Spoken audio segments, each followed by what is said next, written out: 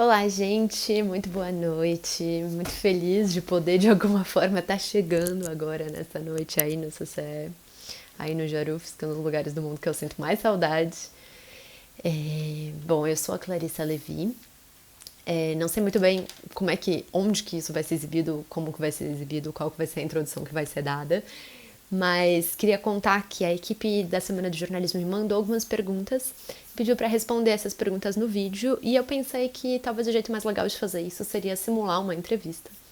Então até pensei, puta, vou responder as perguntas, aí eu edito um vídeo, mando para eles, mas eu pensei, cara, na real o que eu vou fazer na espontaneidade, que acho que pode trazer um pouco mais de, talvez, sinceridade no processo. Bom, eu sou uma ex-aluna, acho que ex-aluna bem recente aí do curso, pelo menos faz 4 para 4 anos que eu me formei, 4 para 5 anos que eu me formei, mas enfim, tudo da UFSC segue muito vivido na memória ainda, então eu me considero uma ex-aluna bem recente. Vou começar então me apresentando, seguindo aqui o pedido da galera. O meu nome é Clarissa, Clarissa de Oliveira Levi.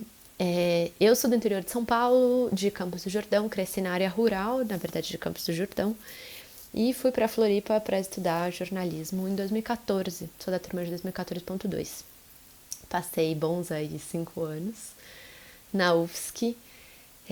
Para mim a graduação foi muito marcada por duas dimensões, acho que pela dimensão política do movimento estudantil e pelo momento ali, 2014, emergência de novas mídias, né? Ali em 2014 a gente já tinha tido o Wikileaks, alguns anos antes a gente já tinha a mídia ninja, a gente tinha a experiência de uma efervescência do jornalismo independente no Brasil.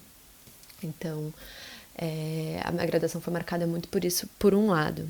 E aí isso tem a ver com essa apresentação rapidinha de onde eu fui parar, porque depois que eu me formei, fui para São Paulo trabalhar e fui trabalhar na agência pública. Tenho trabalhado na pública nesses últimos 4 anos,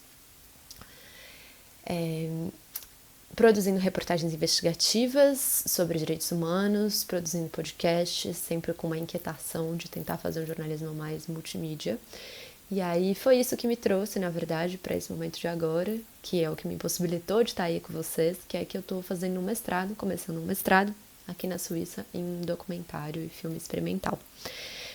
Nesse mestrado eu, enfim, estou investigando e quero produzir um filme sobre o mercado de crédito de carbono. Mas enfim, isso é só para dar a pequena introdução. Eu vou tentar fazer isso aqui ser a coisa mais dinâmica possível, porque sei lá como que vão passar esse vídeo. Mas então, vamos às perguntas que me enviaram. Clarissa, na faculdade você já tinha uma ideia de com que área do jornalismo gostaria de seguir?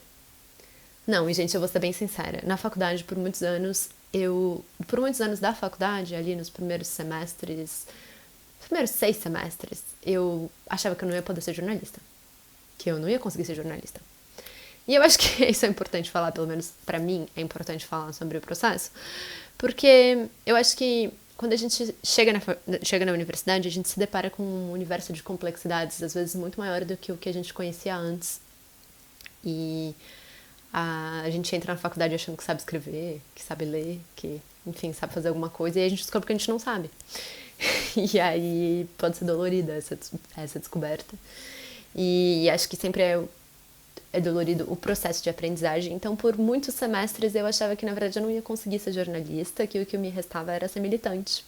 E, enfim, para mim, as duas coisas são muito próximas, não colocando a militância num lugar ruim, mas eu queria ser jornalista. Mas até ali, o sexto semestre, eu achava que não ia dar não, porque era muito mais difícil do que o que eu conseguia fazer.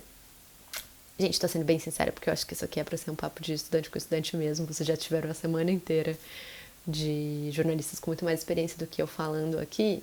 E aí, acho que o lugar que eu posso ocupar nessa semana é um pouco outro. As coisas começaram a mudar um pouco pra mim no jornalismo. Eu comecei a ver um pouco mais de sentido e me entender capaz de produzir um jornalismo que eu achava que fazia sentido no mundo na disciplina de jornalismo investigativo, que é uma eletiva que a gente tinha que foi dada pelo Samuca. Nessa disciplina, que para mim funcionou muito em contato com pessoas do movimento social, as pautas que eu pensava, elas vinham do movimento social e tal. Comecei a pensar, nossa, gente, que legal, acho que na real eu sei fazer alguma coisa aqui no jornalismo que pode ser útil. Acho que eu consigo me ver fazendo isso, assim. Então, para responder a primeira pergunta é isso. Segunda pergunta, o que no curso foi mais relevante para sua formação como jornalista e cidadã? O que foi mais relevante para mim no curso foi a vivência coletiva. Eu acho que tem várias coisas que para mim foram muito importantes e eu vou ser muito sincera aqui. Quando eu estava no jornalismo, tinha uma coisa que para mim até hoje é muito importante, que era o bar de terça-feira. Pode parecer piada ou simplista demais agradecer a existência de um bar que juntava as pessoas do curso. E era um lugar que assim, não ia só o pessoal do Caos, não ia só o pessoal da Atlética, não ia só o pessoal da rádio. Inclusive esse pessoal nem podia se falar muito bem, mas você ia no bar, independente de se tinha amigos seus, da sua partota, do seu grupo ou não, e todo mundo trocava ideia. E eu acho que isso pra mim foi uma coisa de um grande aprendizado. Começou aí muita coisa, então isso foi uma coisa importante. Acho que a segunda coisa que foi muito importante é essa vivência coletiva, né? Então, participar do centro acadêmico, para mim, foi uma coisa que me ensinou muito, e do movimento estudantil de maneira geral, tanto como jornalista como cidadã. E falando aqui sobre o jornalismo, porque a gente na universidade, a gente tem a chance de ver uma instituição enorme, poderosa e importante do Estado funcionando por dentro. E essa instituição tem as disputas políticas, seja dos estudantes de um lado, seja dos outros estudantes de outro lado, seja dos professores, desse grupo de professores, desse grupo político mais alinhado ao governo do Estado, do grupo político menos alinhado ao governo do Estado, do grupo que está disputando a hegemonia entre os professores, entre os servidores técnicos. Cara, a universidade é uma instituição muito rica. E poder vivenciar o movimento estudantil, para mim, me ensinou coisas que depois foram importantes no sentido de aprender a fazer uma leitura, uma análise de conjuntura para a pauta, de entender como as pessoas estão se comunicando, o que elas estão disputando naquele espaço, sabe? Então o movimento estudantil foi muito importante. E aí aqui teve um elemento a mais que durante os anos que eu estava no Jarufsky, eu participei e a gente fundou o coletivo Jornalismo Sem Machismo, que acho que foi também uma força política ali muito grande, que nos construiu muito, que nos deu possibilidades de novos horizontes que a gente não enxergava, seja na própria concepção que a gente tem do jornalismo, que a gente tinha da gente enquanto mulher jornalista, mas também de que currículo era esse, o que ia ter nesse currículo, o que não ia ter. Né? Então, o movimento estudantil ele foi muito importante assim, para a minha formação como jornalista, porque o movimento estudantil ele dá uma possibilidade que eu acho que é valorosa pra gente, que é não fazer a crítica só na cabeça. Sabe assim, porque a gente é jornalista, a gente analisa muita coisa, a gente tem acesso a muita informação e a gente trabalha com isso à distância, só que o movimento estudantil você pode testar na prática. E aí, esse testar na prática cara, forma muito, assim. Eu tenho essa opinião. Vou correr, gente, porque são só 15 minutos e eu tô na segunda pergunta ainda. Algum evento que te marcou nessa época? Bom, a fundação do Coletivo Jornalismo foi um evento marcante, foi marcante. De repente, andar pelo corredor e ver que a gente tinha colado frases absolutamente violentas que os nossos professores falavam pra gente ali, que os nossos colegas falavam pra gente ali.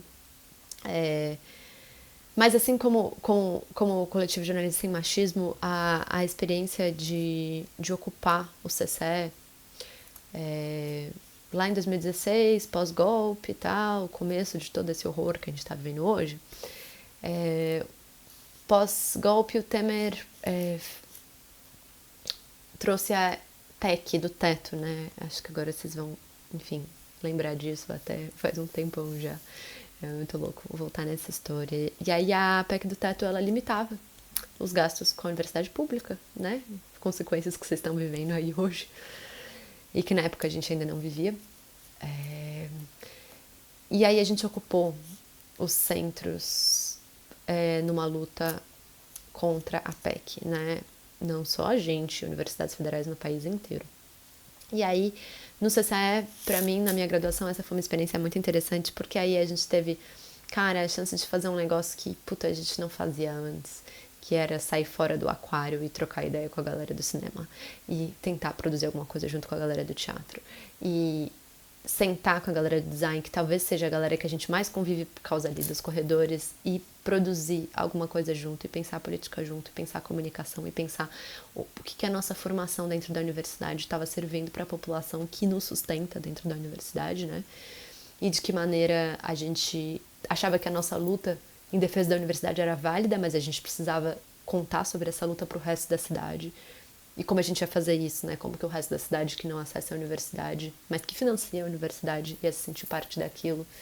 E aí foi uma experiência muito legal e de pensar a multidisciplinariedade de áreas foi uma experiência que me marcou muito. O que significou para você atuar no centro acadêmico? A sala de aula. Talvez a melhor que eu tive. Eu acho que assim, o movimento político, ele, como eu já falei, ele dá a chance da gente ver os processos acontecendo na prática. E na universidade, que é esse ambiente hiper protegido, hiper privilegiado, a mobilização política ela pode frutificar muito, sabe? Porque a gente tem tempo livre para se dedicar, ou pelo menos consegue cultivar ali um tempo livre e consegue produzir novidade política mesmo, assim, sabe? Então, o movimento estudantil e o centro acadêmico talvez tenham sido o meu maior exercício de comunicação, porque uma coisa é a gente achar que tal opinião é importante e que ter uma discussão sobre o currículo do jornalismo é importante. Uma coisa pode ser eu aqui, da minha opinião pessoal, achar que estudar a teoria do jornalismo me ajuda a pensar as pautas que eu faço, porque me ajuda. Mas uma coisa é disputar essas ideias e o que a gente acredita com outras pessoas. E aí a gente cresce, sabe? E aí a gente põe as nossas ideias à prova. E aí a gente pode fazer muita coisa que, no fundo, é decisiva, tanto para a universidade quanto para os nossos colegas, assim. Então, o centro acadêmico, ele pode influenciar diretamente, né, no dia a dia dos alunos e das alunas. O coletivo de jornalismo sem machismo influenciou diretamente no meu dia a dia, na minha capacidade de imaginar o que eu poderia fazer de pauta investigativa sendo mulher. Influenciou diretamente como eu comecei a achar pautas sociais na cidade que depois me levaram para um caminho de conhecer veículos alternativos, entender que era possível trabalhar nisso, entender que era possível achar um caminho profissional nessa área que fazia sentido para mim. Então, assim, o centro acadêmico foi uma sala de aula, assim, gigantesca. Porque na universidade, assim, uma parte do conteúdo é o que a gente precisa entregar na aula e essa parte é importante, essa parte a UFSC faz muito bem. Mas uma parte também é o quanto a gente se forma de experiência como pessoa, assim, como jornalista. Porque, cara, jornalista é observar o mundo, né? E aí, e tentar produzir alguma síntese possível daquilo que a gente observa, com algum propósito. Então, o movimento político, eu acho que ele é uma experiência radical, assim, disso, muitas vezes. E sem contar que na universidade, dentro dessa instituição, esse microcosmos, a gente consegue fazer mudanças, assim. Eu acho que o centro acadêmico me ajudou a ter uma experiência de esperança concreta na vida, porque a gente conseguiu vitórias, a gente conseguiu mudar coisas. E aí isso é importante, porque isso te alimenta, sabe? Enfim, gente, estou aqui divagando, bom, já falei quais eram as lutas naquela época, alguma conquista importante dos estudantes. Quando você se graduou, qual foi o sentimento? Tá, eu vou resumir isso aqui, que eu já dei uma pincelada. Bom, é isso, a gente teve essa luta muito forte contra a PEC, que virou uma semente de articulação entre os cursos do CCE, que foi bem legal. A gente teve a criação do jornalismo sem machismo, que transformou o clima dentro da sala de aula. E teve mais uma coisa que eu acho muito importante, que a gente conseguiu coletivamente financiar a ida de, cara, acho que foram 60 estudantes, a gente conseguiu um ônibus para ir para o Enecom, o Encontro Nacional de Estudantes de Comunicação, que aconteceu naquele ano em Fortaleza. E, cara, com verba que a gente organizou pela gestão do Caujo, pela mobilização para ir pro Enecom, a gente foi todo mundo pra Fortaleza de busão. E aí, claro que isso em si é uma experiência do caralho, mas é porque aí, cara, a gente se depara com os nossos colegas jornalistas de outras universidades, de outras regiões do país, que estão disputando outras lutas políticas, que estão vivendo outras realidades. E isso acho que foi uma das experiências mais ricas que eu já tive na vida, que vários dos colegas já tiveram na vida, e que a gente tem muito orgulho de ter conseguido fazer coletivamente, sabe? De ter conseguido a grana para pagar um ônibus, porque na época a reitoria não enfim, não pagava nada, para ir até Fortaleza. E aí foi muito lindo ver todo mundo voltando, transformado do encontro, e com a visão muito solidificada, assim, de por que o nosso trabalho de jornalismo é importante, por que ele pode ser necessário, por que ele pode ajudar, mesmo do tamanho pequeno que seja, a transformar algumas das injustiças que a gente vivencia todos os dias no país, ou que a gente testemunha, né? Então, acho que essa foi uma conquista muito importante dos estudantes, assim, a conquista de uma disciplina também sobre gênero. Foi uma conquista muito importante a gente conseguir colocar uma disciplina no currículo. E a discussão que a gente fez na época curricular também foi bem importante, porque o Jorufsky mandou contribuições, né, para a discussão nacional sobre currículos de jornalismo. E a gente conseguia um pouco fazer esse caminho, sabe, entre a gente estudante aqui, estudantes de outras universidades, estar em contato com isso tudo. Então eu acho que isso foi bem interessante. Bom, e quando você graduou, qual foi o sentimento? E quais os seus primeiros passos como jornalista formada? Gente, ó, vou acabar. Eu sei que vocês já devem estar aí cansados de ver esse vídeo. Seguinte, quando eu me graduei... Bom, pra começar que eu me graduei na pandemia. E aí não teve formatura. E aí só teve uma sessão online. E eu botei gasolina neles, na música, pra ouvir. Enquanto, né, me formava. Meu diploma uma amiga, eu pedi pra entregarem na casa de uma amiga.